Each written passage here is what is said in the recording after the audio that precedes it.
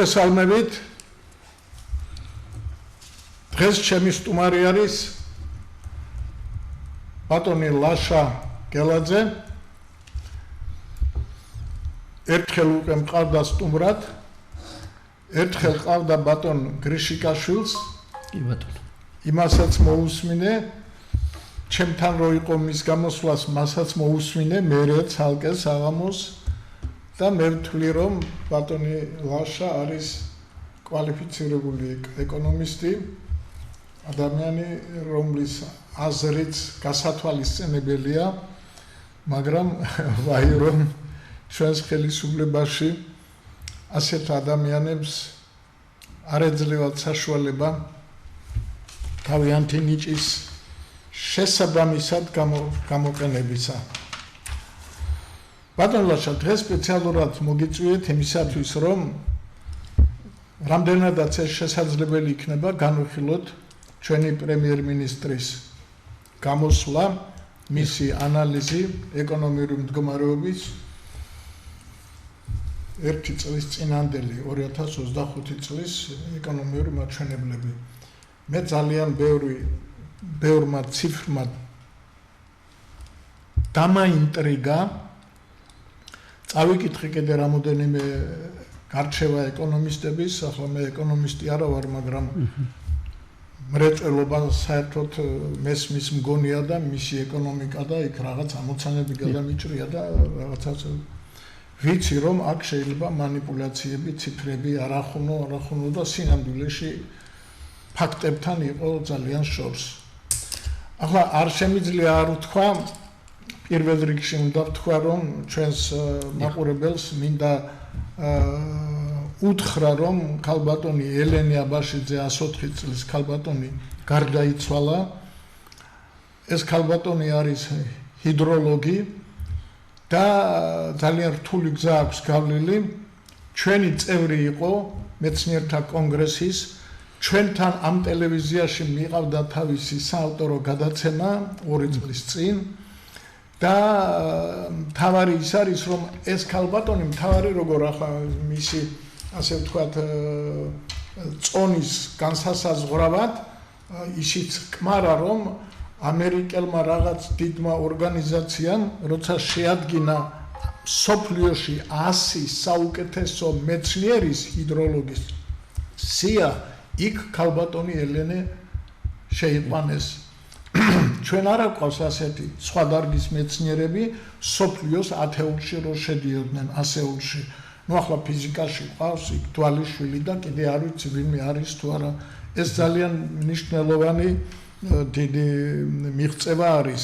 სხვათა შორის გავიხსენებ რომ რახან ქალბატონი ელენეზე ვთქვი, ჯერთ მინდა ნათესავებს, ახლობლებს მიუსამძიმრო, ვიცი რომ ახლა წდება საკითხი სად უნდა დაასაფლავონ, მისი თურმე ანდერძი ყოფილა სოფელში თავის დედასთან და მამასთან, აქ კიდე უკვე ხალხი ჩვენთან ხო იცი ადამიანი რო გარდაიცვლება, მერე უკვე ყველას უნდა რაღაცა თავის შეიტანოს და ახლა იქ ესე იგი პანთეონში უნდათ, იმაში უნდათ, ნუ ეგ მეორე ხარისხოვანია, მაგრამ თავარი ის არის რომ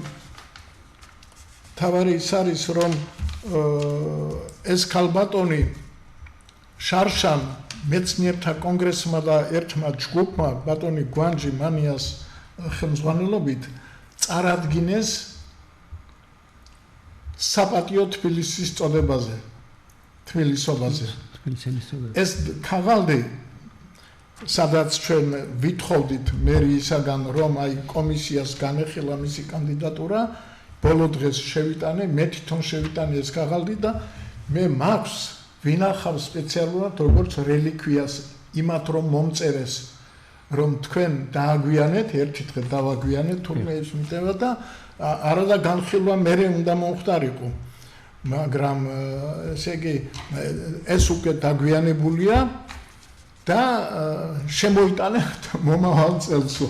103 წლის ქალზე მომაქვს დოკუმენტი რომ აი ეს უნდა გახდეს სიცოცხლეში ეს ლეგენდარული ქალბატონი რომელიც რაღაც პარამეტრებით ნობელის პრემიასაც კი იმსახურებდა და იმხელა დიდი აღმოჩენები აქვს მას აი ამ ჰიდროლოგიაში და ყველა ის ვინც კაშხლების მშენებლობაზე და იმებზე მუშაობენ მათთვის ეს სახელმძღვანელო დასკვნა გამოუვიდა ქალბატონს ეს ექსპერიმენტები გააკეთა 1000-ობით და მე იქიდან დასკვნა საოცარი მიღწევები ქონდა და აი ეს ხალი ესე იგი შარშან ჩვენ მას არ ვაღირსეთ მოქალაქეობა საპატიო მოქალაქეობა და ახლა მავანმა შეიძლება აიღოს ის ძველი მონაცემები და შეადარონ ისინი ვინც ამათ აირჩიეს აი ამ ქალბატონს ახლა წელს არ ვიცი მექნება თუ არა ამისი უფლება მაგრამ კი ბატონო იქნება სიკვდილის შემდეგ მაინც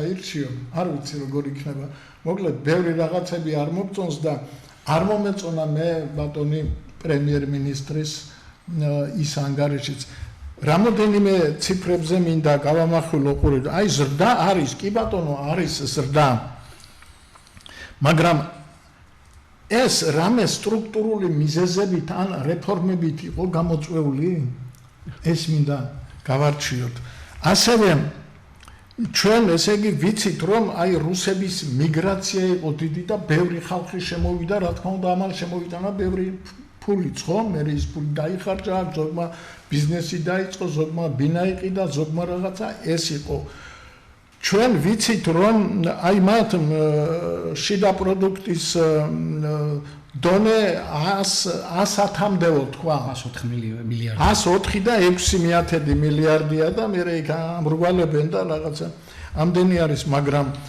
აქ ფასების ზრდაც მოხდა ინფლაცია იყო დიდი ხო და ვიღაცა ეკონომისტმა გამოთვალა და ის ფაქტიურად 72-მდე დაიყვანა ნომინალურ ზრდაზე საუბრობდა ამ შემთხვევაში პრემიერ-მინისტრი დიახ აი ასეთი ციფრები არის ესე იგი ჩვენ რა გამოდის რომ ესე იგი არ ვაწარმოებთ შემოგვაქვს დაახლოებით 2.5-ჯერ მეტი ვინემ ესე იგი აქედან გაგვაქვს და გაგვაქვს კი არ გაგვაქვს არა შემოგვაქვს 5.5-ჯერ მეტი ვინემ ჩვენ თვითონ ვაწარმოებთ ახლა აი თქვენ მე ამიხსენით როგორც ეკონომისტა რა არის ეს და შეიძლება თუ არა ამის შემომქმედი ხელისუფალი და ხელისუფლება მთლიანად იყოს ისეთი კმაყოფილი როგორც ისინი იმ დღეს იყვნენ და აქ თუ არა მათ უფლება ასე აგრესიულად მოექცნენ თავიანთვე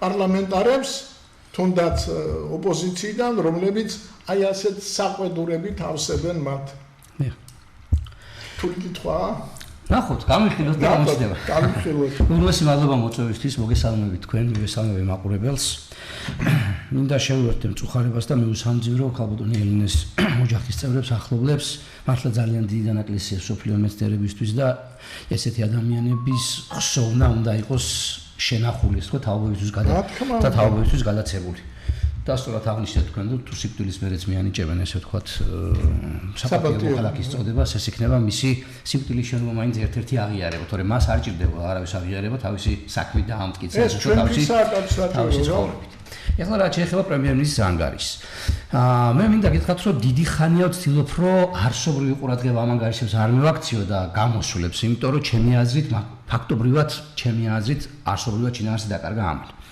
თუმცა თუ შევადარებთ ბოლო 30 წლის განმავლობაში ჩვენი ესე ვთქვათ ხელმძღვანელების მეთაურების გამოსვლებს მათგან არსობრივად არაფერ განსხვავდებოდა და რატო თითოეული ხელმძღვანელი რომელიც გამოდის კეკლუცობს ბრჭყალებში რო ვთქვათ ციფრებით ამბობს მხოლოდ კარგს და ცუდს მოიხსენიებს სხვათა შორის ეს არ ნიშნავს რომ ჩვენ უნდა ვიყოთ ამითი კმაყოფილები თუმცა პრემიერ-მინისტრის ანგარიში ჩვენაც ვახეთ ვერ შევხედეთ თანმიმდევრულ პოლიტიკას ჩვენ შევხედეთ მხოლოდ ციფრებით ესე ვთქვათ ციფრებით манипуляციას ან ციფრებით ესე ვთქვათ საუბარს თან გითხრეს რომ ეს ციფრები არის უტყუარი და ამიტომ ციფრებით გესაუბრებთ და ციფრებით გაგვესაუბრეთ თქვენც ხო ეხლა ნახეთ როდესაც გვეუბნებიან ეკონომიკურ ზრდაზე ხო და ის გვეუბნება რომ ნომინალურად გაზრდილია ეკონომიკა 104 და მისული არის 104 მილიარდამდე ხო რეალურად რო შევხედოთ ჩვენ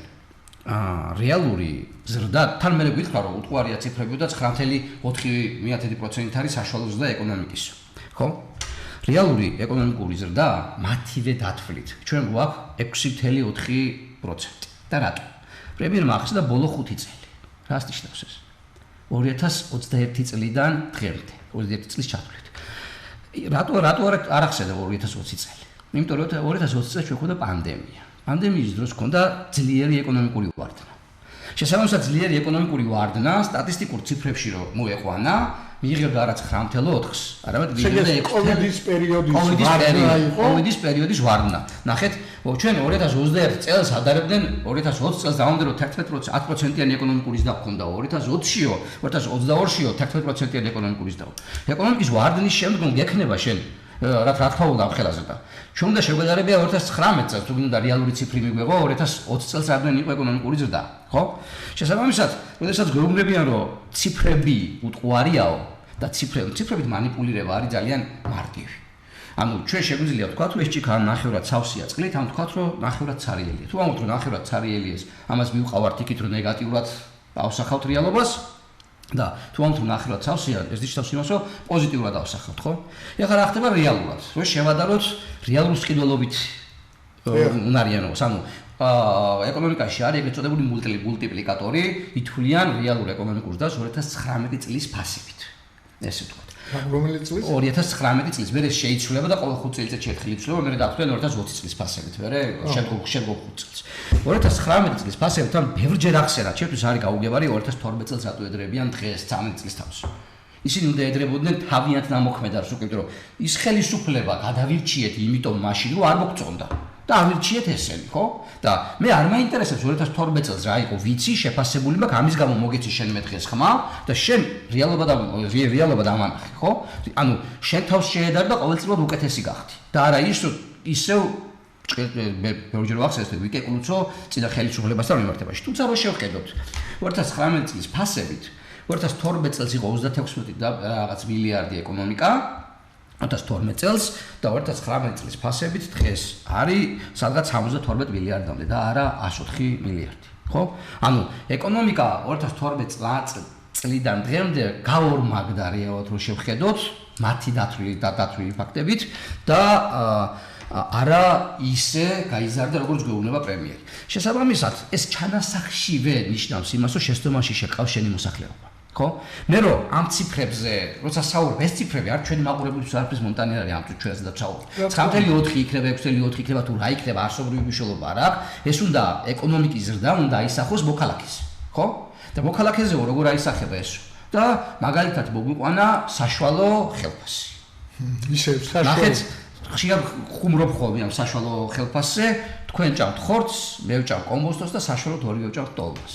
გამოდის რომ ორივე ვჭამთ ტოლმას საშუალოდ და რეალურად მე კომბოსტოს გარდა მეტი არაფერს საშუალება არ აქვს, ხო? საშუალო ხელფასს ვერ მიაბამ რეალურ სიკეთეს. საშუალო ხელფასის გამოთვლა ჩემი აზრით შეიძლება ბევრი ეკონომისტი არ დამეთანხმდეს, მაგრამ შინაარსი მოკლებულია. საერთოდ იმიტომ რომ ეს რეალობას არსობრივად არ მაჩვენებს, იმიტომ რომ ორი ადამიანის ან მცირე ადამიანების მაღალი ხელფასი აბალანსებს ბევრი ადამიანის დაბალ ხელფასს. ეს მეორე ნაწილი. შემდგომ მესამე ნაწილს რო შევხედოთ ახლა სყიდველობით უნარიანობაზე უნდა ვისაუბროთ. ჩვენ როდესაც საუბრობთ ეკონომიკაზე, ხო? აი თუ ამაზედაც ალბათ ეკონომისტები ბევრს გაეცილება. 2012 წლის ფასებით რო დავთვალოთ ჩვენ ეკონომიკა. რას მივიღებთ დღეს? რამდენი პროცენტია ზრდა, ხო? ანუ კიდევ უფრო დაბალს მივიღებთ ვიდრე 2019 წლის ფასებით გვაქვს ესე ვთქვათ დათვლილი. შესაბამისად ამ ციფრებით манипуლირება არის ესე ვთქვათ არაეფექტიანი. ჩვენ თუ გვინდა რეალურად ეკონომიკურ სიტუაციას შევხედოთ, ხო? უნდა შევხედოთ ეგრეთ წოდებულ ინვესტიციებს ქვეყანაში. დიახ. პირდაპირ ინვესტიციებს. ანუ რამდენად მიმზიდველია ჩვენი ქვეყანა? არა, ჯერ ეს ნაწილი დავხუროთ ბოლომდე. თუნდაც მივყვეთ პრემიერის საუბარს და 9.4% გქონდას და სხვათა შორის 2022 წელთან შედარებით აქ ამოწერილი მქონდა ზრდა შემცირებულია 25 წელს. უფრო მეტიც. 23 წელთან შედარებითაც ზრდა უფრო მცირე გვაქვს 25 წელს საპროგნოზო მაჩვენებლებით, ვიდრე 23 წელს უკონდა. და იმიტომ მოიყვანა კიდე პლუს მეორე ვარიანტი იყო ბოლო 5 წელი. ხო? წინა წელთან შედარებითაც შემცირებულია. წინა წელს მართლა 9% იყოს და მათივე დათვლებით ახლა 7 და რაღაცა გამოდის, ესე ვთქვათ. ხო? და შესაბამისად მას აწყობდა 5 წლის ფარგლებში რო ესაუბრა, უკვე ჩამოთვალეთ მიზეზები და არა იმით რომ წინა წელს შედარებოდა. ხო? თუმცა ჩვენ წინაგასად გადაცემაში ვისაუბრეთ და თქვით, რომ ჩვენ იმისთვის, რომ რეალურად დაგვეწყოს ზრდა, ამისთვის გვჭირდება 10% და მეტი ეკონომიკური ზრდა. და ამაზე არავინ არ საუბრობს 13 წლის განმავლობაში. არც ერთი ჩვენი მმართველი, არც ერთი ეკონომიკის მინისტრი, არც ერთი სახელმწიფოს მაღალი თანამდებობის პირი ამ საკითხზე არ იყოს 10%-ზე და მეტი და ხშირად ვამბობ ხოლმე ამას, შეიძლება ბევრს გაეღიმოს, ეხლა ვინცაც მოусმენია ჩემი საუბარი. ეს რას ნიშნავს? ის იმას კი არა, რომ ჩვენ 5 ან 6 წელიწადში გვეშველება რამე 10% და მეტის თით. ანუ ეს ნიშნავს იმას, რომ 20-25 წელიწადში ჩვენ გავხდებით დღევანდელი გერმანიის დონე. თუმცა ჩვენ ვიქნებით ყველაზე უფრო პროგრესული და სწრაფად მზარდი ქვეყანა მსოფლიოში. და სწრაფად მზარდ ქვეყანაში უფრო სწრაფად იქნება სამუშაო ადგილები, უფრო სწრაფად იქნება ეგრეთ წოდებული ინოვაციური პროდუქტები, ვიდრე ნელა, ესე ვთქვათ, მზარდ ეკონომიკაში და ამისთვის არის ეს მნიშვნელოვანი. თუმცა ამაზე არავინ არ საუბრობს. აი, მე რომ მომესმინა პრემიერ-მინისტრისგან, რომ კი ეს არასაკმარისია, მაგრამ ჩვენი მიზანი უნდა იყოს ეს, კიდე შეიძლება ეს ჩამეთვალა, რომ შინაარსობრივად გამართლებული ესაუბარი. თორე სხვა ამ ციფრებით საუბარს არსობრივი მნიშვნელობა არ აქვს. ნუ ის მაინც ეთყობა უმრავლესობაზე მუშაობს და გამოთქმა არის ასეთი რუსული ლაფშო ნაუში ვესაჩ ესეთი უბრალოდ თან ნახეთ აქ ყველაზე მნიშვნელოვანი ფაქტორი არის რა. ნახეთ, ერთი არის პრემიერ-მინისტრი და საუბრობს. მეორე არის მასთან შინაარსობრივ დავაში ვინ შევიდა. თემატურ დავაში შევიდა ვინმე? არა, ის უძახის ამათ ოპოზიციას აგენტებს, ესენი უძახიან გავლილოზე გაყიდულს და დამთავრდა ცემატყებით ყველაფერი. ხო? ეს ხო სულ მცირე არასერიოზულია. იმის მაგალითად რომ მარტო ცალკეულად ვიყავთ ოპოზიცია იჯდეს, ისხდეს ბოდიში გამოთქვაზე. ციფრებს იწვიდეს, თემატურ ესე ვთქვათ პროგრესს ადგენდეს, რა არის პრობლემები ამაზე საუბრობდეს და პრემიერს თემატურად ესაუბრებოდეს და ხალხის გასაგებ ენაზე ეუბნებოდეს, რომ შენ ამაში ცდები, ან იტყუები. ამის მაგივრად ვერ დაივიწყეს გავიგეთ. გავრილოვის გამის გამო მთელი საქართველო იყო გამოსული ქუჩაში. ვიცით, რომ ამ ადამიანის სავარდეში იჯდა გავრილოვის გავრილოვი. მაგრამ დღეს ეს ადამიანი გამოდიოდა გეუბნება მიუხედავად ამისა, მე მაქვს პროგრესია. და შენეუნდები გავრილოვის ღამის იჯექი და შეხარ ბოღალ. გავიგეთ ეს, მაგრამ ეს არის უმწიფარი პოლიტიკური, ესე ვთქვათ, დებატები და უმწიფარი პოლიტიკური ჭიდრი. იგივე, ანუ ჩვენ თუ ნახავთ ამ 13 წლის განმავლობაში, თუ არ ვწდები ხა თუ პოპულიზმში არ ჩამომერთვლება და რეკლამაში, ერთადერთი მე რასაც უყურებდი რეალურად, რომელიც შინაარსობრივად და თემატურად დავაში მიყვებოდა ხოლმე ხელისუფლებას და ამხელდა, ესე ვთქვათ, ეს იყო გირჩი. რომელიც 3 კაცი თუ 4 იყვნენ პარლამენტში და ესენი თემატურად მიყვებოდნენ. სხვა ყველა გადასული იყო პოპულიზმი კარგია. შენ თუ რამეში ცდები პოლიტიკურად და თუ მე ვთვლი რომ შენ არასწორი ხარ, კი, ეს უნდა გიძახო. მაგრამ ამის იქით არსებობს თელების დაფრჩა ქვეყანა გვერდზე, განვითარება გვერდზე, ხალხის კეთილდღეობა გვერდზე, ხო? ეს ცოტა გადახვევა, მაგრამ აუცილებელი იყო აგვენიშნა და იმიტომ რომ ფაქტობრივად ერთი და იგივეს ვხედავთ წლებზე 13 წლის განმავლობაში. რაც შეეხება ეგრეთ წოდებულ პირდაპირ ინვესტიციებს. დიახ, აი მაგის პირდაპირ ინვესტიციები ბოლო ესე იგი პანდემიის შემდგომ ამანაც მოიმატა და ბოლო პერიოდის განმავლობაში საკმარისად დეგრადაციით ხასიათდება. ამბობენ, ნახეთ, წინა წელს იყო 1.5 მილიარდამდე, წელს არის 1.688 მილიონი. ციგანი 6 თვეში? არა, 2025-ში. 2025-ში იყო. 24 და 25 წელს ადარებს. 2026-ში ჯერ არ ესე ვთქვათ, არა გვაქვს ჯერ ასო კიდე დაზუსტება. ჯერ არ დამთავრებულა 2026 წელი, ხო? საქმე რაშია? 2022 წელს გვქონდა 2.200 მილიონი პირდაპირ ინვესტიცია. 2.200. ამაზე რატო არის საუბარი პრემიერო პირდაპირ ინვესტიციების შემცირებულია? ეს 24 წელს. 22-ში. 22-ში. კი ბატონო. 22-ში ქონდა 1.568 მილიონი, ანუ 9 მილიარდზე მეტით მცირე. და ეხლა გვაქვს 1.688 მილიონი. ანუ 9 მილიარდით მცირე ვიდრე 2022 წელს გვქონდა. ეს პირდაპირ მიანიშნებს იმაზე, რომ შენი ქვეყანა ეკონომიკურად მიმზიდველი არ არის. ხო? ხო. ანუ რაც არ უნდა მესაუბრო ეკონომიკურ ზრდაზე, მე ვიტყვი ჩემი აზრით კიდე არ გამოიწვიეს, მაგრამ რაც არ უნდა მესაუბრო შენ ეკონომიკურ ზრდაზე, ფაქტია ის, რომ შენი ქვეყანა არ არის ეკონომიკურად მიმზიდველი ინვესტორისთვის, არ არის ეკონომიკურად მიმზიდველი მეწარმისთვის. და იმის მაგალითად, რომ ეს გააძლევდეს სიგნალს იმისას, ნიშანს იმისას, რომ შენ რაღაცა შეცვალო. არა, ამის მაგალითად გამოდიხარ და ციფრებით თამაშობ. ეს არ შეიძლება. ეს არის სულცირე უპატივცემულობა შენი მოსახლეობის და იმ ადამიანების, ვინც წინ ისხედა. ეხლა თავარი ძაღლის თავი სად არის დამარხული. კი გახლავთ 1.688 მილიონი ინვესტიცია. მაგრამ აქედან რეინვესტირება რამდენია? კითხვა ისმის რეინვესტირება 84% ამ ციფრის არის რეინვესტირება. ანუ 84%. ანუ არის რეინვესტირება 1.6 მილიონში. ეს მაყურებელს უხსნათ, ვინც არ არის საქმის კურსში. რეინვესტირება ნიშნავს მეწარმემ თავისი თანხა დააბრუნა ეკონომიკაში. ანუ ეს თანხები გარედან კი არ შემოვიდა და უცხოური ინვესტიციები კი არ არის. ეს არის ადგილობრივმა მეწარმეებმა გააკეთეს რეინვესტირება. ამას ერთის მხრივ ეს ცუდია თქვა, ამას არ ვამბობ, თუმცა ეს კიდე მიანიშნებს იმისკენ, რომ გარე, ესე ვთქვათ, ინვესტორებისთვის და სტაციონარული კომპანიებისთვის ძალიან ცოტა მოდის. ფაქტობრივად შეიძლება ითქვას არავინ არ მოდის. 16%. 16%. თელი კი ბატონო. და თან ნახეთ რა არის ეს რეინვესტირებაც არის გამოწვეული კიდე კარგი სტიმული, ანუ თავის დროზე, როდესაც რეინვესტირება გათავისუფლდა მოგების გადასახადისგან, ესეც ერთ-ერთი ფაქტორია იმისა, რომ რეინვესტირება ხდება. ხო? თუმცა იქ კიდე დასაფრთხილია, კიდე ბევრი მონაცემი არის. მოსაძებნია ეს რეინვესტირება რეალურია, არ არის რეალური როგორ ხდება, რანაირად ხდება, ხო არ ხდება, იმიტომ რომ მოგების გადასახადი არ გადაიხადონ და ასე შემდეგ. თუმცა ეს ახლა ჩვენ მეთქმულების თეორიაში ვარ გადავიდეთ. პრემიერი, რადგან ამასო ციფრები უტყუარია, ჩვენ ციფრებზე ვისაუბროთ. ხო? ასევე ჩვენ პრემიერი გვესაუბრა, რომ ექსპორტი არისო გაზრდილიო მკვეთრად. ხო. 7 მილიარდამდე გაიზარდა. 7 მილიარდიდან რეექსპორტი რამდენია? 4 მილიარდი. 55% ჩვენ ექსპორტში არის რეექსპორტი. და ის რომელიცაც ჩვენ ვახორციელებთ, არის თუ არა ეროვნული წარმოება, ადგილობრივი წარმოება, კიდევ საკითხავია, ხო არის გადაფუთული რაღაცეები, ქართული ესე ვთქვათ, წარმოებაც აქმული და ისე გაგზავნილი. თან კიდევ ისმის ერთი კითხვა, რატომ გაჩნდა ყირგიზეთი პირველ სამეულში ჩვენი ვაჭრების?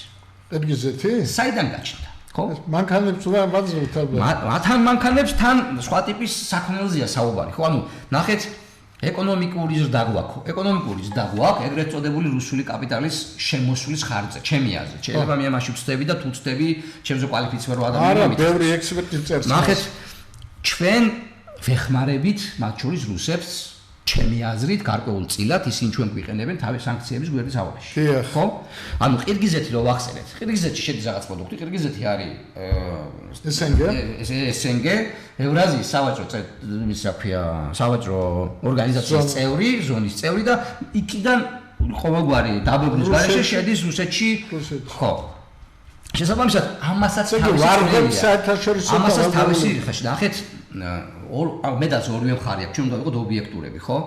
ის რომ შენ დღეს რუსეთი გამოგადგა იმაში, იმისთვის უпростоრად რომ გარკვეულ წილად შენი ეკონომიკა შეინარჩუნე, ააცილე ტორტმანს და გლობალურ ჩამოშლას, ეს ერთი მხრივ არ არის ცუდი. მაგრამ რის ფასად აკეთებ ამას, ხო? ამას აკეთებ ევროპისგან და ამერიკისგან იზოლაციის ფასად. და ეს ნიშნავს რას, ეს არის დუებითი. ხვალ და ზეგ თუ ესენი არ იქნებიან ხელისუფლებაში, სხვას თუ ესენი იქნებიან, კვეთარად პრობლემა დაგვიდგება იმისი, რომ ჩვენ შეგვიძლია ეკონომიკის ჩამოშლის წინაშე დავდგებით. იმიტომ რომ ამას უძახიან ეგრეთ წოდებულ იოლ ფულზე აშენებულ ეკონომიკას. აი მაგალითად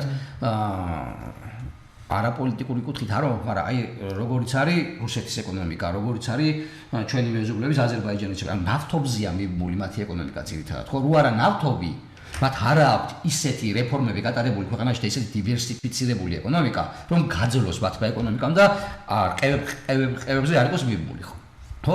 შესაბამისად, ჩვენი ეკონომიკა მიება, ესე ვთქვათ, რუსეთიდან შემოსულ დიდ კაპიტალს.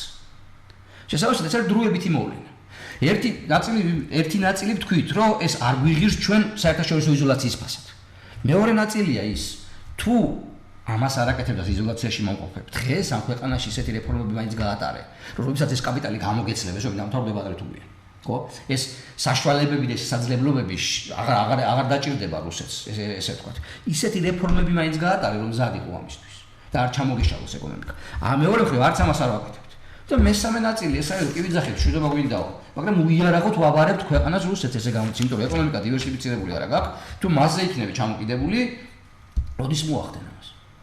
ტურიზმზე ახსენა, კიდე ტურიზმზე ისაუბრა, მე ხوار გადავახდი საკითხებს. ხوار გადავახდი საკითხებს, ბევრს თვითონ ტურიზმზე ისაუბრა, ბევრი, მაგრამ არ თქვა, რამდენი პროცენტით არის გაზრდილი რუსულ ტურიზმზე დამოკიდებულება 60 თუ 70%-ზე მეტია ეს.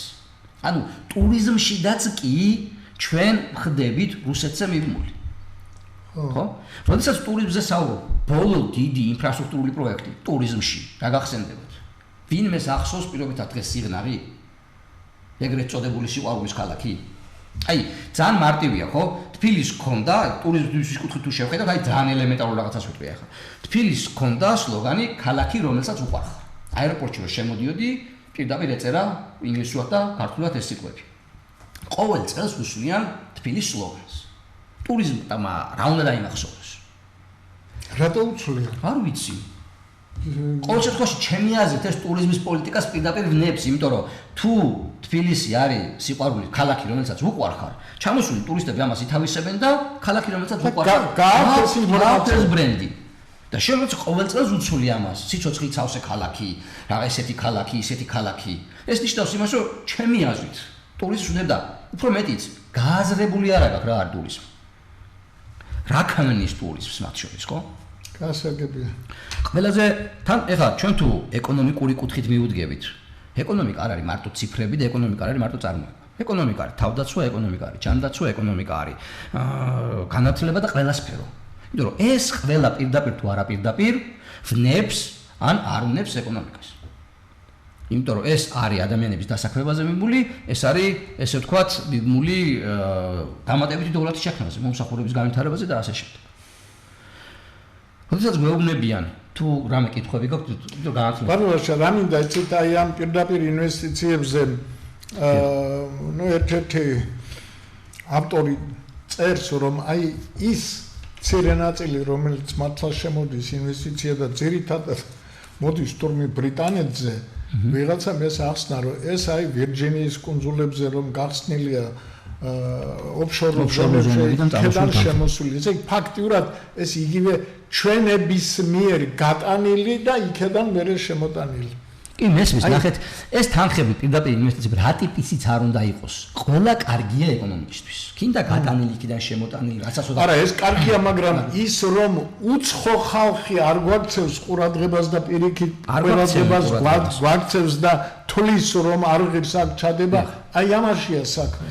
კი, მაგაზე ვსაუბრობ ზუსტად. ნახეთ, ერთი მნიშვნელოვანი ფაქტორი ის იყო, რომ პრემიერ-მინისტრმა თქვა, ანუ უკან დასაღები გზა დაიტოვა და რაც ჩემი აზრით პოლიტიკურადაც და ქვეყნისთვისაც კარგია, სულ არავას ჯობია თქვა ის, რომ კიო ჩვენო ევროკავშირის მიუხედავად იმისა, რომ ცუდი დამოკიდებულება გვაქვს, 80%-ო მათ მიერ, ესე იგი, მათ მიერ ესე ვთქვათ, მოწოდებული რეკომენდაციები შესრულებული გვაქვს და ჩვენ ცალმხრივად ვცდილობთ, რომ ჰარმონიზაცია გავაკეთოთო მათი რეკომენდაციების ჩვენ ქვეყანაში. მაგრამ ამ დროს არაფერი არ უხსენებია მთავარზე, რომელიც ეკონომიკასაც უნებს, რომელიც მასაც დემოკრატიასაც უნებს, რომელიც საზოგადოებას სასამართლო რეფორმაზე, ხო? ანუ ჩვენ ხედავთ, რომ იმდენად კაცრდება ეს კანონმდებლობა, რომ ტროტუარზე დადგომის გამო ადამიანები, ესე ვთქვათ, ადამიანებს იჭერენ. ერთი მთავარი ფაქტორი კიდე მან, რომელიც პირდაპირ მოქმედებს ეკონომიკურ ზრდაზე და სახელმწიფო ინსტიტუტების განვითარებაზე, არის კორუფცია, ხო? პრემიერმა თქვა ესეთი რამ, რომ თქვენი ხალხით მოусმინე გუში რომ ვითხარით რომ ამაზე ვისაუბროთ, თორე გითხეთ თქვი დასაწყისში, რომ პრემიერმა თქვა ესეთი რაღაცა, რომ თქვენ თუ მეტყვითო ბოლო 1-2 წელიწადში რაიმე ფაქტსო კორუფციისასო. მე აუცილებლად თუ ამაზე რეაგირებას მოახდენ და ამას ვერ მეტყვითო. ამას ლაპარაკობდა შევანადის დროს ხელისუფლება, ამას ლაპარაკობდა მიშას დროს ხელისუფლება, ამას ლაპარაკობდა ჩვენი ყოფილი პრემიერ-მინისტრი ღარიბაშვილი მათ შორის და ამას უქნევდა ყველა თავს. ჩვეულებრივი მოქალაქემ შეიძლება გითხრას, რომ ამას ვხედავ, რომ აქ შეიძლება იყოს საფრთხე კორუფციის და მიხედე. ჯერეთი რამდენი დაიწერა რკინის გზაში არის გამოიკვლიოს. ამას როგორც წესი იკვლევდა არასამთავრობო ორგანიზაციები, რომლებიც დღეს ფაქტობრივად დაფინანსება შეწყვეტილი აქვს, იმიტომ რომ თქვენ ხართ აგენტები და თქვენ აგროვთ ქვეყანაში. რეალურად შეიძლება ეს უსაფუძვლო არ იყოს, ობიექტურები რო ვიყოთ, მაგრამ ის ნაწილი, რომელიც ხელისუფლებასაც ჭირდებოდა და საზოგადოებასაც, მინდოდა ამხილოს კორუფციაში, არასწორ პოლიტიკაში შენი ხელისუფალი. ან ოპოზიციამ, ან სამოქალაქო სექტორმა, ან არასამთავრობო სექტორმა, ხო?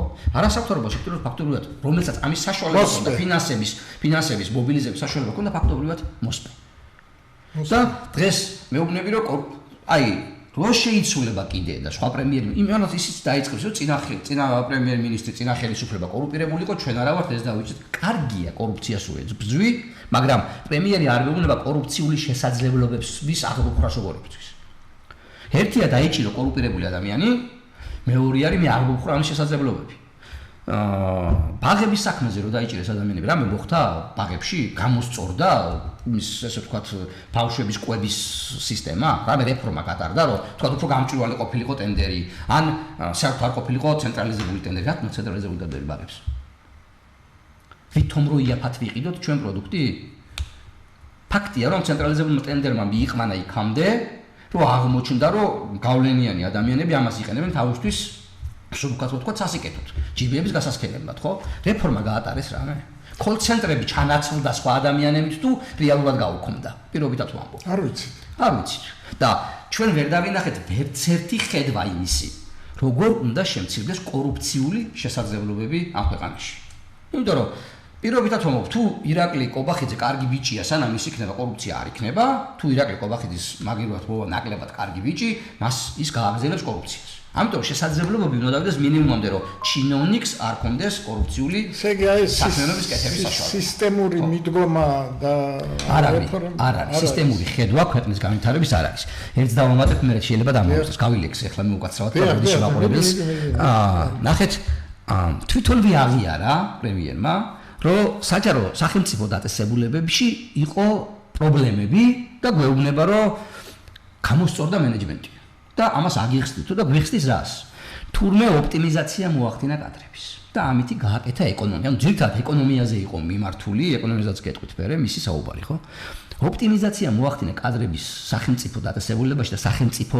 შეპესეებშიდაც მათ შორის ეს ნიშნავს იმას რომ შენი მენეჯმენტი ახლის გალობაში არასწორი იყო შენ დღეს მოახდინე ოპტიმიზაცია კადრების სხვა ეს კადრები ისევ გაიზრდებათ რომ მიდრეკილია გაზდების გაზდისკენ იქ არ არის მეტი მოგების მიღების ესე ვთქვათ სტიმულები ანუ თავისუფალ ბაზარზე რაც სტიმულიც უნდა კონდეს მეწარმის სტიმულები არ არის და სულ მცირე იმას იქით მაინც ხონდა წაიყვანო რომ პრივატიზება გააკეთო და კერძო მენეჯმენტი შემოიყვანო ამ სახელმწიფო საწარმოებში რადგინდა სახელმწიფო საწარმოები მით უმეტეს საპარტნიორო ფონდი ბოლო 8 წელიწადია თუ არ ვცდები სულ წაგებაზე გადის რომლის ეს ხო დაქვემდებარებაში ეს და ახსენა აქედან ორი კომპანია რომელიცო წელს ვამ ოპტიმიზაციის და რაღაცეების შედეგათო გავიდაო მოგებაზეო კი ბატონო წელს გავიდა მოგებაზე მაგრამ ხო მომავალწელს რა იქნება შენ სტიმულები უნდა შექმნა ისეთი სახე რომ არ იყოს მოგებისკენ მიდრეკილი ეს და არა ფულის კეთებისკენ ხო ბოდიში ამუხამსი გამოთქმისთვის ხო ნუ ასეა და რაში გჭირდება სახელმწიფო საწარმოები რას გვიკეთებს მით უმეტეს იმისა რომ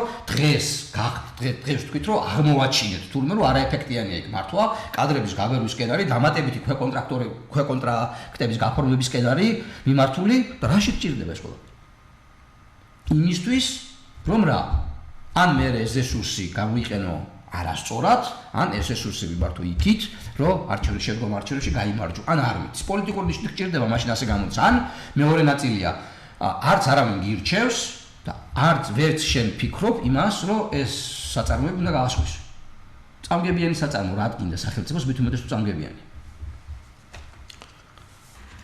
რაც ისვის ჭირდება. გავიგეთ. უბრალოდ აქ არის ერთი გულდასაწყვეტი და მთავარი მომენტი. ჩვენ ვერ დავინახეთ გლობალურად ქვეყნის ცენტრალიზებული ხედვა როგორ განვითარდეს. საერთოდ არც ერთ წინადადებაში არ ჩანდა. ჩვენ ვერ დავინახეთ ესე ვთქვა თანმიმდევრულობა. ჩემი აზრით, მე შეიძლება ვწდები თუ ვინმეს ესე ვთქვა სხვა აზრი აქვს დიდი სიამოვნებით მოусვენ. მე ამას არ ვსაუბრობ პოლიტიკური ნიშნით, მე ამას არ ვსაუბრობ იმიტომ რომ რამეზე გულდაწყვეტილი ვარ.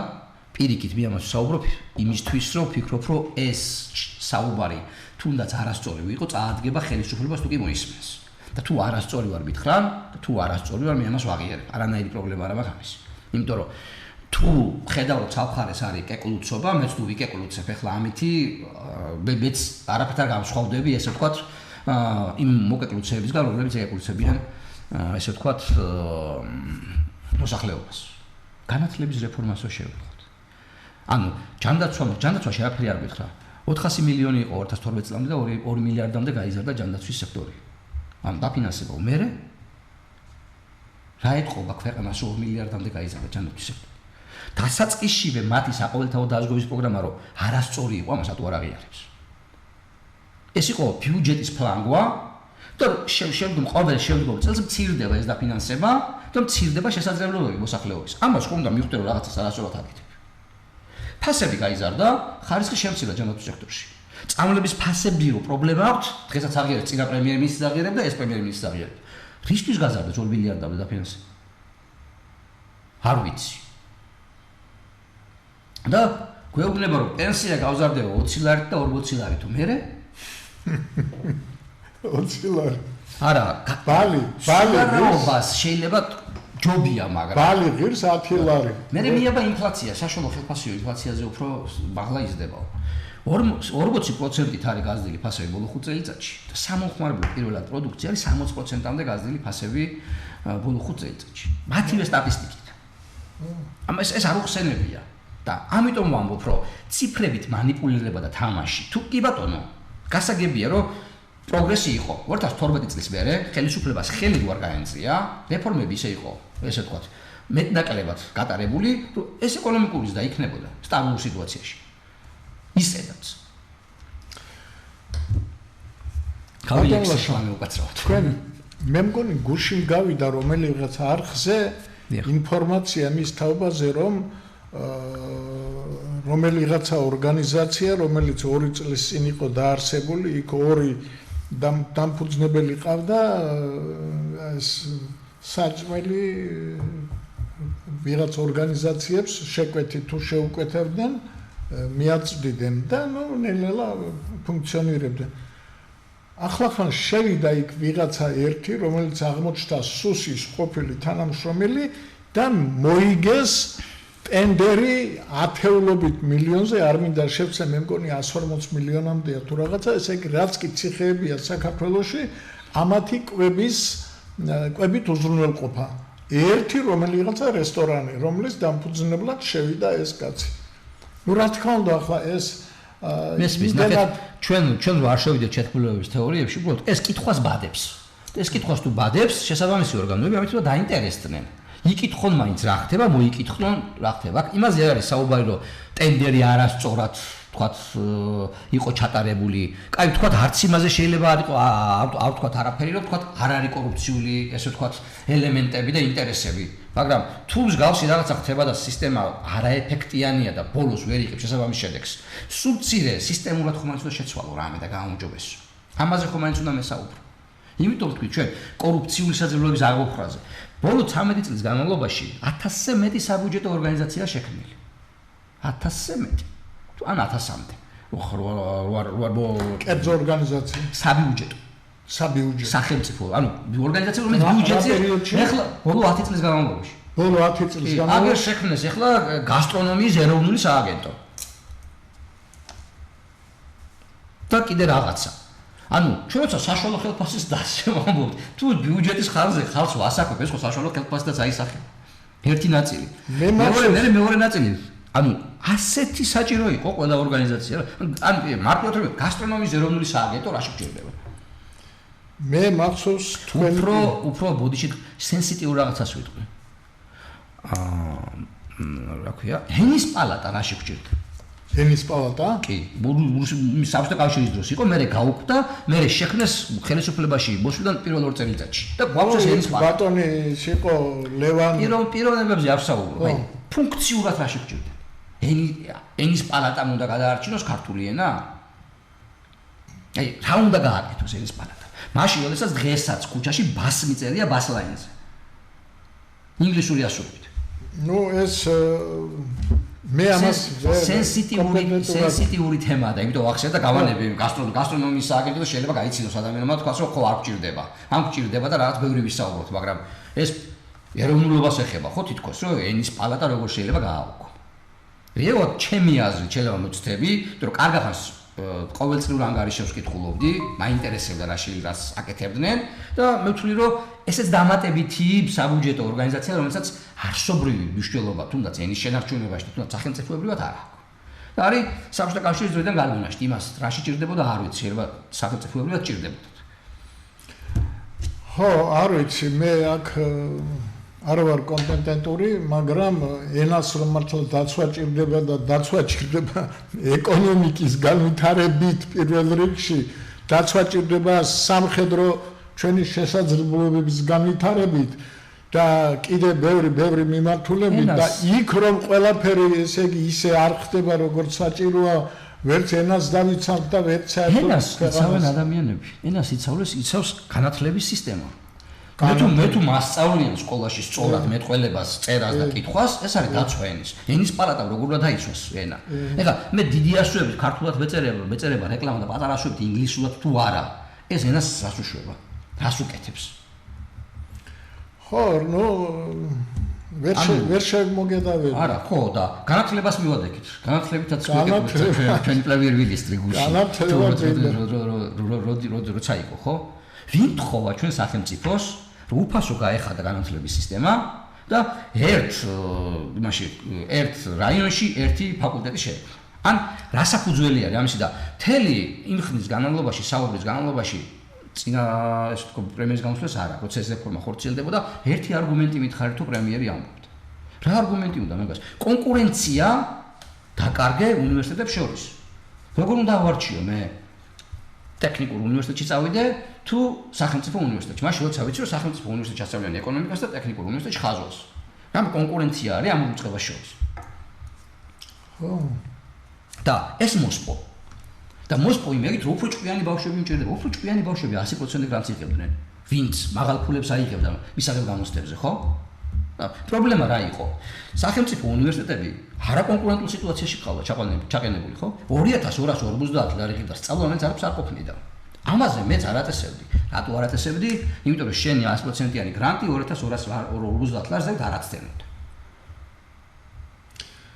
და ასე შემდეგ ხა ჩვენ შეიძლება ვილაპარაკოთ დიდხანს იმიტომ რომ ეს რეფორმაც როცა ამბობ რომ სწავლისთვის შექმნის არის სწავლისთვის შექმნილი რეფორმა ეს არის 90-იანებში დაბრუნება მე რო ჩავაბარე 20 იყო უფასოზე მისაღები ჩემ სპეციალობას და 80 ბავშვი ვიჯექით იმიტომ რომ ამან ავტომატურ რეჟიმში კორუფციული სტიმულები გაზარდა და ვინც გადაიხადა მაშინ კორუფციულად თანხა ის აღარ დატოვეს გარეთ და ყველა მიიღეს სახელმწიფოს ხარჯზე უფასოდ ანუ ვინ თხოვა უფასოდ სწავლა ანუ უფასოდ სწავლა ხო არ არსებობს ჩვენ ხარჯზე ანუ მოსახლეობის ხარჯზე უნდა გადავხოთ კი ბატონო გადავხოთ მაგრამ ეფექტი რა ექნება ამას მაშინ თუ მინდა მე პირობითად ვამბობ თავისუფალ უნივერსიტეტში ჩაბარებ $9000 იღებს წელიწადი რა ვქნა და აი ვარსკვლავზე თამაში ისეთი ჭკვიანი ვარ რა ვქნა იძულებულს ხდი რომ მივიდე ტექნიკურ უნივერსიტეტში ან იძულებულს ხდი რომ მივიდე ილიას უნივერსიტეტში ამ უნივერსიტეტში კი არაფერს ვერჩი ან სახელმწიფო უნივერსიტეტში მაგრამ ამით იყო ერთი ხრი კონკურენციას კარგავ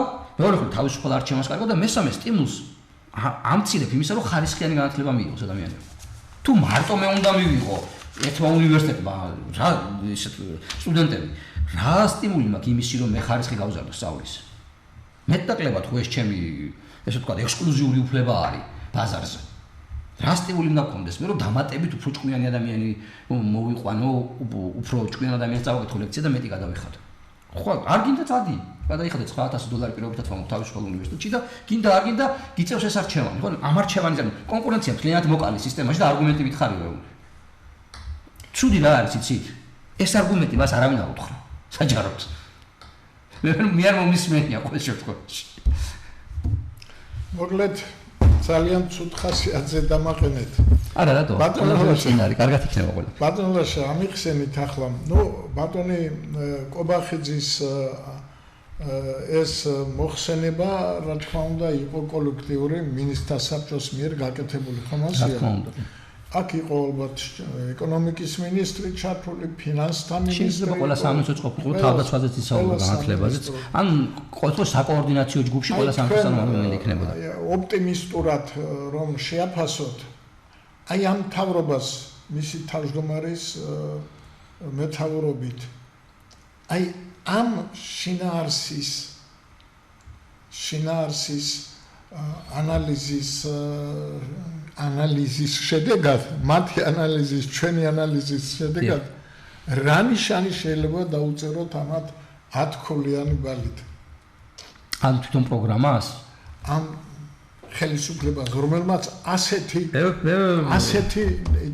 დადო და ეს ხელისუფლება ამას რამე რესურსი შერჩა რომ პროგრესისაკენ მოატრიალოს ქვეყანა და ჩვენ თუ ხედავთ ანუ ჩვენ თუ შევხედავთ პროგრესულობის კუთხე. თქვენ მე ასე გავიგე რომ ესე იგი განათლების რეფორმა აბსოლუტურად არ მოგწონს და მე კაცშულს არ ნახავ ხა ერთი გვეტაძეა ედიშერი რომელსაც ყველაფერი მოსწონს და ამბობს კიდევაც და ეთყობა ეს ხალხი ამისთვის ფუნქციებს. მითხას არგუმენტები არა იქნება ჩვენ ვწდებით რამე შეიძლება. როგორ შეიძლება ასეთი რეფორმა მოგწონდეს? ჯანდაცვის რეფორმა ესე იგი არ მოგწონს და ან როგორ მოგწონს? მე მაგალითად ვიცი რომ სამ თვეში ერთხელ უფლება მაქვს წამლებზე ფორმა 100 გავაკეთო და მივიტანო და მივიღო დამატებად. იმდენად გართულებულია და იმდენად ბიუროკრატიულად რომ უკვე წელიწად ნახევარი მე მივანებე თავი და რატო ვაკეთებდი იმიტომ რომ ჩემ პენსია რა თქმა უნდა მე არ მყოფნის ამ ჩემ წამლებზე და შვილები ვყიდულობენ აი შვილებს მინდა დავეხმარო და მე თუ ამას ვიმსახურებ მინდა ავიღო მაგრამ იმდენად რთულია ეს რომ ესე იგი მე ხელი ჩავიქნიე მაგალითად გეტყვი იმას რომ ექიმი გამომიწევს ფორმა ნომერ 100 ხო მე უნდა წავიდე აფთიაქში აფთიაქმა უნდა დამითვალოს ეს ამის შემდეგ უნდა წავიდე ჯანდაცვის სამინისტროში იქ უნდა მივიტანო იმანი 2 კვირის განმავლობაში პასუხი უნდა მომცეს მე ელექტრონულ ჯერეთი ყველაფერი ეს შენს განკარგულებაშია მე რატომ არ ბენინებ მე როცა ექიმთან მივალ და ის დამიდგენს რომ ეს მინდა მე ეს დანარჩენი ხო ყველაფერი შეიძლება ავტომატურად გადმოუგზავნოთ და პასუხი მომცეთ ხომ კაციშვილი ამაზე არ ფიქრობს კაცო რამდენი ხანია უკვე ესენი 14 წელია ხელისუფლებაში არიან არ ფიქრობენ ფაქტია აბსოლუტურად არ ფიქრობ პირიქით ყველანაირად გინძიმებენ რომ შენ თვითონ თქვა უარი ამაზე აქ პრობლემა რა არის ისიც შეიძლება თვითონაც არ აქვთ ბოლომდე გაფუძნებული საიტებიდან იმიტომ რომ ტენდენცია არის წასული იქით რომ სახელმწიფო უნდა ჩაერიოს სახელმწიფო უნდა გააკეთოს აი ხა ერთ-ერთი ეხა გამახსენდა ერთ-ერთი საუბარში თქვა რომ ესო ეგრეთ წოდებული რა ქვია ზუსტად მაგ პროგრამას არ მახსოვს აი ნარკოდამოკიდებულებს ეხმარებიან მეტადონით და რაღაცებით ეს კერძო კომპანიებსაც ჰქონდათ და იქ აღმოაჩინეთ რომ რაღაცა პრობლემები იყო და მთლიანად სახელმწიფო ჩაუდგა სათავეში ამ პროგრამაში პლუს თქვა რომ გავამკაცრეთო მიდგომაო და ეს ახსნა იმით რომ კარგად იქცევიან გავამკაცრეთ მიდგომა რას ნიშნავს ანუ კრიმინალური გახდა უკვე თუ ხარ მოხმარებაში ანუ მოხმარებული თუ გაქვს ესეც ანუ საქმე რაშია თუ გაქვს მოხმარებული და შენ გახდი ცუდად ვერ ეკავს ასტრაფოში იმიტომ რომ თუ დაგიფიქსირდეს გიჭერენ ეს ავტომატურ რეჟიმში ქმნის ფატალური შემთხვევების გაზრდას რო სახელმწიფომ რო აიღო რა გაუმჯობეს და ამით თავის თავს ანუ ეს პრობლემა არის ის რომ ძირითადად სახელმწიფო რეგულირების ქვეშ აქცევენ დიდ სფეროებს ან ფიქრობენ ან იციან და მიზანმიმართულად მავნებლობენ რომ ეს უკეთესია და რეალურად ეს ფლიანად სისტემას ანგრევს და თან ძალიან არაპოპულარული არის ის რასაც ჩვენ შეგვიძლია ვთქვათ ნარკოპოლიტიკასთან დაკავშირებით ეს სხვა თემა არის და ეხლა ამ თუმცა ამასთან მიმართებაში მე რასაც ვიტყვი ზოგადად ეს არის მოსახლეობისთვისაც არაპოპულარული თუმცა რეალურად სხვა უკეთესი შედეგი ამისი არ არსებობს და ამაზე ნახეთ აქ პრობლემა რა არის იცით არა ის კი არა რომ კვალიფიკაცია აკლია ვინმეს ან რაღაცა ესე ვთქვათ აქ არის პოლიტიკური ნების პრობლემა მე თუ მაგ პოლიტიკური ნება რომ გამოსწორდეს სიტუაცია მე ნახავ კადრს საქართველოში რომ ხა უცხოეთთან მოვიწვა და პოლიტიკურად სიტუაციას გამოვასწორებ ანუ სისტემას შევაგდებ ისეთ რელსებზე რომელიც მომიტანს შედეგს მაგრამ აქ პოლიტიკური ნება არ არის აქ არის ას თავის სტატუს კვოს პოლიტიკა სახელმწიფო დაარეგულირებს სახელმწიფო ვიშველის სტატუს კვოთი უშვებს სახელმწიფო სანამ პრობლემა არ შეიქნება მანამდე მუშაობს მე პრობლემა შექმნა უცებ ფასების კომისიას შევქმნი უცებ ვათ ზვირია წამლები უცებ იმაზე ვისაუბრებ რომ წამლები უნდა გაიაფთეს ექიმთან ვიზიტია ექიმთან ვიზიტს მაშინ სახელმწიფო თავის თავზე აიღებს სწავლა გაგიძვირდათ სწავლა უფასო გაგიხდებათ და ეს რესურსი საიდან უნდა მოვიძიოთ და რამდენი ეფექტიანი იქნება აგერ 2 მილიარდამდე გავზარდეო კაცო ჯანათვის დაფინანსებაო და შედეგი ჩემო ძვირფასო მაყურებლებო ბატონებო და ქალბატონებო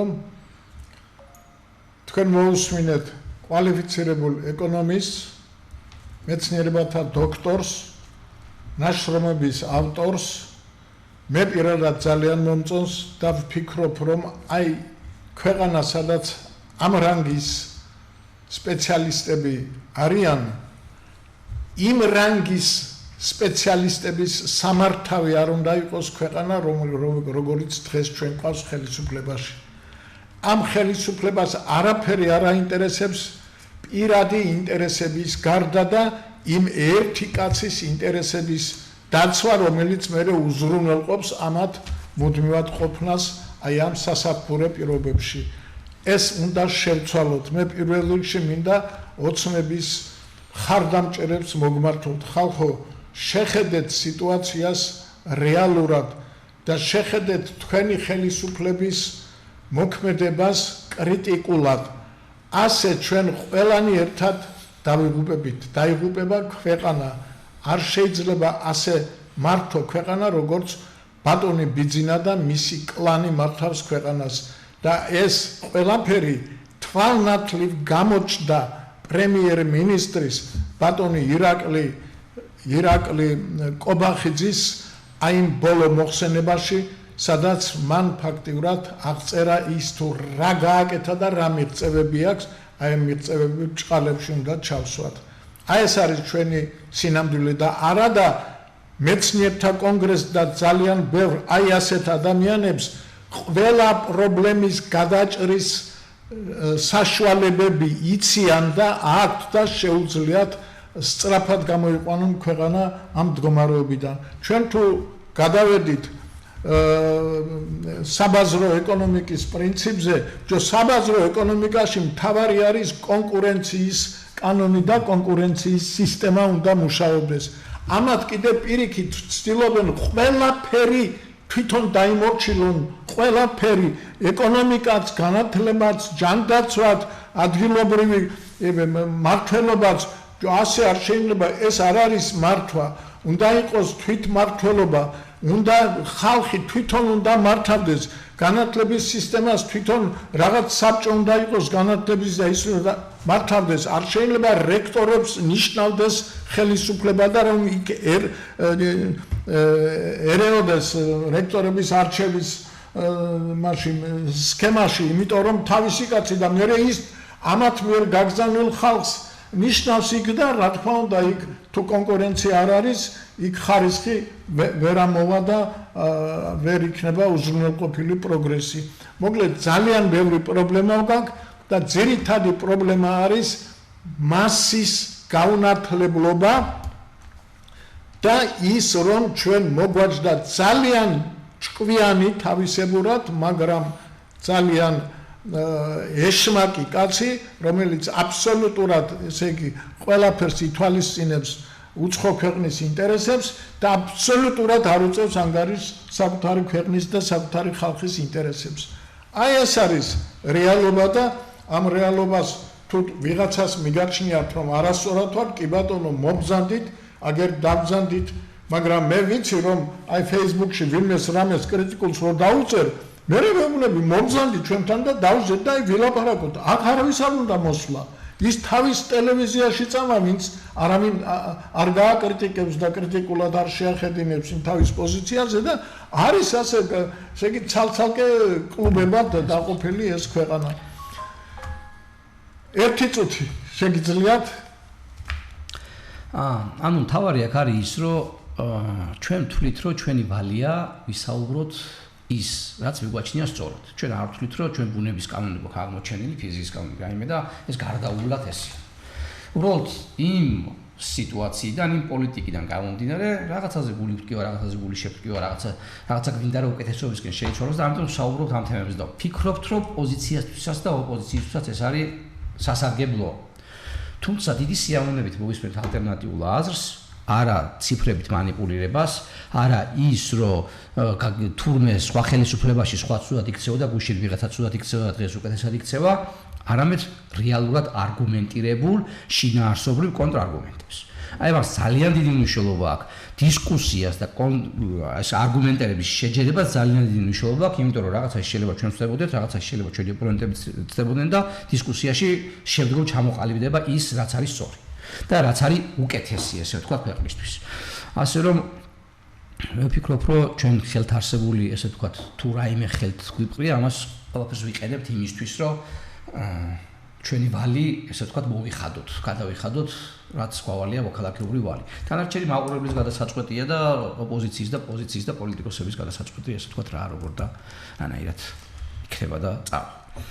მე მინდა დავამთავრო დღევანდელი შეხვედრა თქვენთან ბატონი შოთა დიღმელაშვილის ანალიზის ერთი ნაწილით.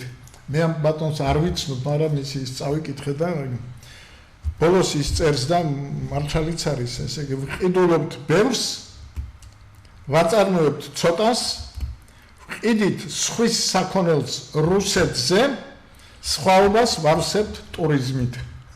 ძალიან მოკლედ. აი ეს არის ჩვენი ეკონომიკა დღეს. სიმართლე გითხრათ, ესე ვთქვათ, უარყოფითი სავაჭრო ბალანსი, მე ვფიქრობ, რომ არსობრივი პრობლემა არ არის, მაგრამ მაგის შესაძლოა გადაცემები უძვნათ ფერი და ვისაუბროთ. დიდი მადლობა, რომ გიყურეთ. კარგად ბრძანდებოდეთ.